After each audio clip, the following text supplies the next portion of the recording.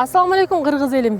Бүгүн биздин өзгөчө каарманыбыз тагдырдын сыноосуна ийилбеген Бакытбек Курманалиев тууралуу бүгүнкү көрсөтүүдө сөз кылмакчыбыз. Андыктан биздин каналдан алыстабаңыздар, биздин каналга жазылыңыздар, кызматыңыздарда чолпоншон койба тагдыр сыноосу көрсөтүүсү. Канчалаган мекендештерибиз мүмкүнчүлүгү чектелсе дагы өздөрүн бул жашоого басынтпай, тескеринче кайра жашоого үмүт байлап, күн сайын алдыга умтулуп жашагысы келгендер да жок эмес. Айтайын дегеним, бүгүнкү каарманыбыз мүмкүнчүлүгү чектелди деп куру шултоолобостон, жашоого деген дилгирлиги артып, өзү көп жылдан бери төшөктө баса албай жатып калып, акыркы жылдары гана басып, азыркы учурда оң колу жакшы иштебесе дагы, ак жана адал эмгеги менен кызмат кылып, элиме жардам берейин деген үмүт менен тикмечилик өнөрдү аркалап келген Бакытбек Курманалиев 1975 жылы Талас облусуна караштуу Талас районунун Арал айылында жарык дүйнөгө келген.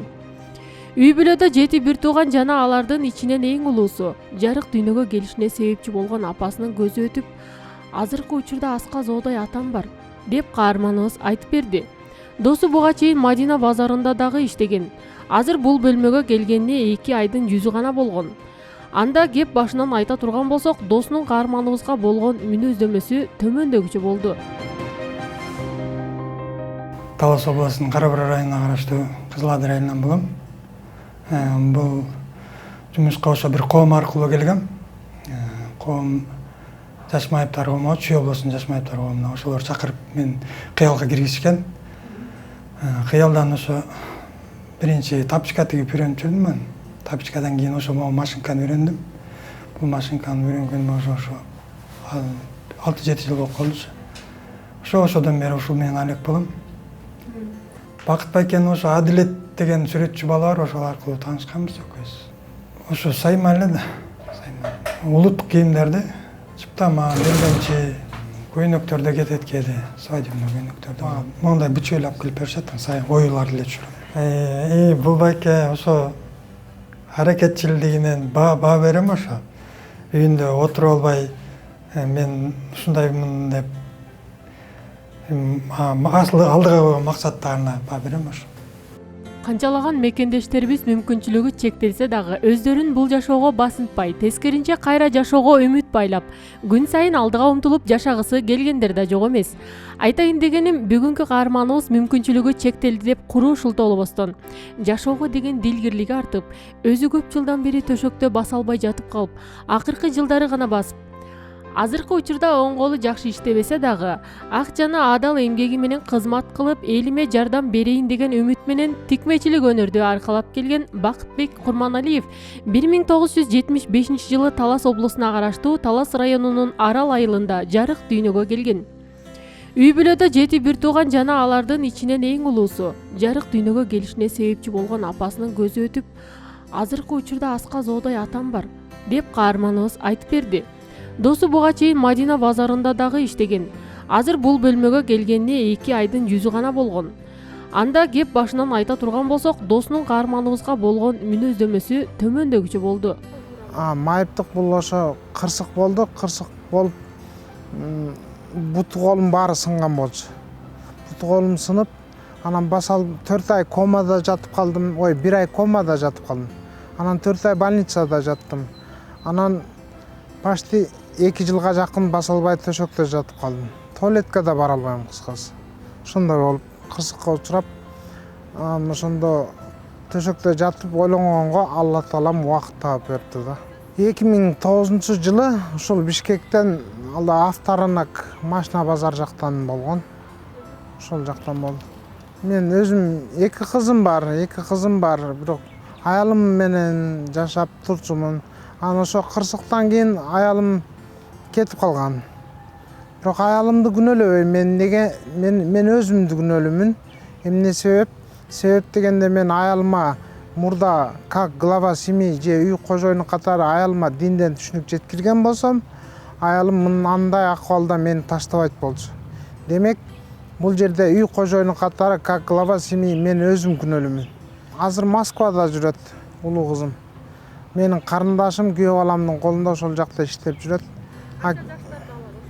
20 жашта, ал эми кичүүсү 11 класста быйыл бүтүп жатат, ал апасы менен. Апасынын колунда. Апасы эрге тийип кетти, турмушка чыгып кетти. Ошо. Ата-энеңиз бар? Атам бар, анан апам өтүп кеткен. 7 бир тууганбыз, мен эң улуусу болом.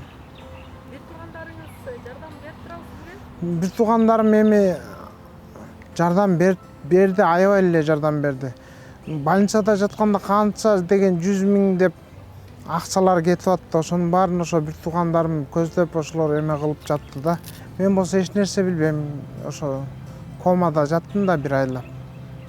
Ошо алгачкы операциямды Садыр Жумабеков ошол кылды.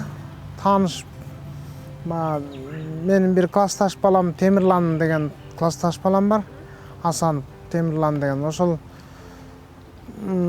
тиги Садыр Жумабектин иниси менен таанышпы ушундай иш кылып, ошо менин ал учурда мен эч нерсе билбей жаткам да, ошон үчүн жакшы биле албайм. Ошол классташ балам Улук деген досум бар, ошол аркылуу чыгып, Улук деген досум айтат, ушу бакыт ушундай кырсыктаптыр дегенинен ал Садыр Жумабековго чыгып, анан Садыр Жумабеков мени операция кылды да. Болбосо республиканский больницада комада жаткан экенмин да, көпкө чейин ошол жакта жата берген экенмин. Азыр алхамдулилля, Аллага шүгүр, мен мурда балдак менен басчымын, мындай баса алчу эмесмин. Анан баягы тиштердин баары да сынган болчу, анан баягы мындай азыр көзүмө экөө көрүнүп, мындай баса алчу эмесмин, ориентировка ала алчу эмесмин. Азыр Аллага шүгүр басып калдым. Анын темирлер, колумда темирлер бар болчу, 1 жыл жүрдү темирлер. Анан 1 жылдан кийин темирлерди алды. Бутумда темир, 2 колумда темирлерди алышты. Ар бир инсан бул жашоого жаралгандан тартып улуу жаратуучуну таанып, ага ыйман келтирүүсү парз кылынган. Ыйман бул ишеним. Ишеним ар бир адам затында ар түрдүүчө болот. Бирок ибадаттар бардыгына бирдей парз кылынгандыгын көпчүлүгүбүз билсек керек.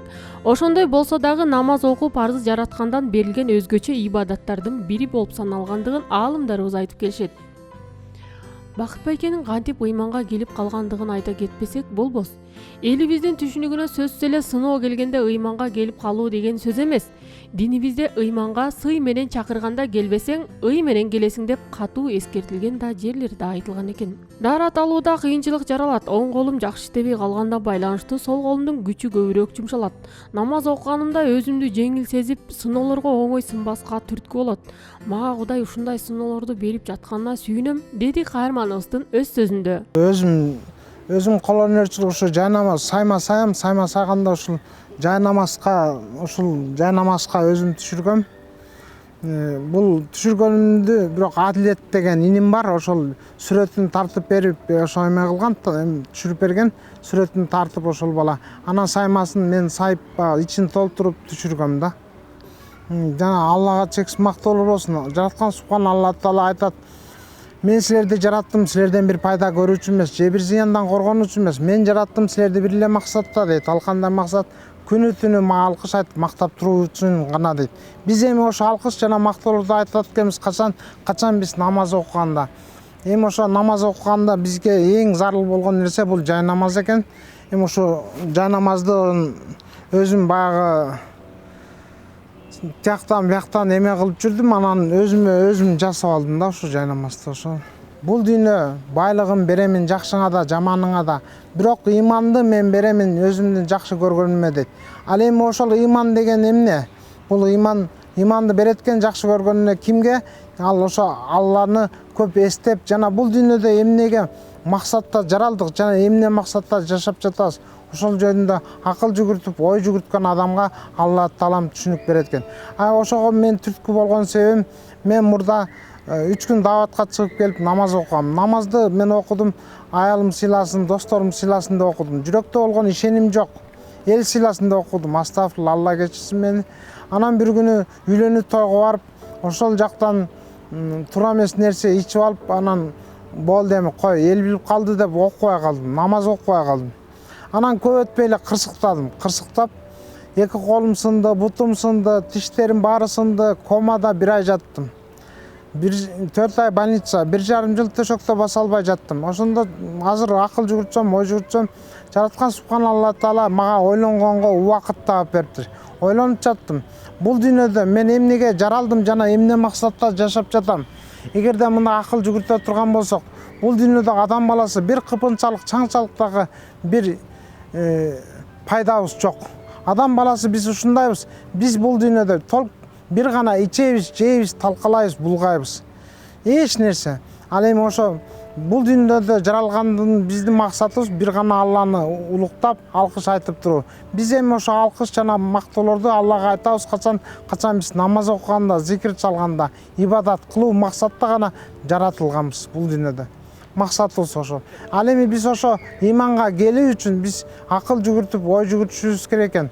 Бул дүйнөдө эмне максатта жашап жаткандыгыбыз жана бул дүйнө, аалам, бүткүл аалам кай жактан байкабай эле кокустан эле пайда болуп калдыбы деп изденип акыл жүгүртүшүбүз керек экен. Мен ошо 2 жыл төшөктө баса албай жатканда ошолорду ойлонуп, изденип жаттым. Хадистин маанисинде келет. Алланы көздөй жылган болсоор, Алла силерди көздөй жүгүрөт дейт. Биз Алланы көздөй канткенде качан жылабыз? Биз ошо акыл жүгүртүп, бул дүйнөнүн жаралышы тууралуу жана өзүбүздүн турган турпат мүчөбүздүн каяктан пайда болду деп ошол жөнүндө акыл жүгүрткөнүбүздө, ошондо Алла бизди көздөй жүгүрөт.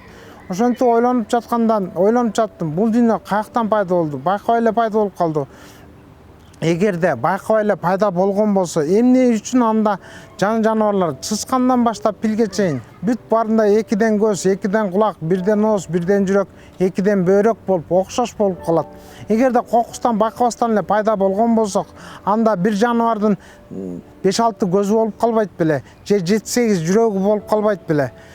Башламандык болмокта. Ал эми бул дүйнөдө ушундай ирээттүүлүк бар. Ирээттүүлүк бар жерде сөзсүз түрдө эмне бар? Акыл бар. Ал эми акыл бар жерде бир жаратуучу бар да. Демек бизди жараткан зат бар экен. Бизди жараткан зат бар.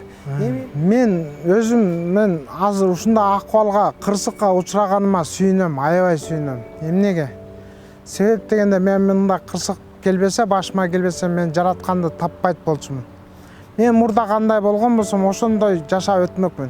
Мен бул кырсыкка учураганыма аябай кубанам жана Аллага ушундай чексиз ыраазычылыкты айтат элем.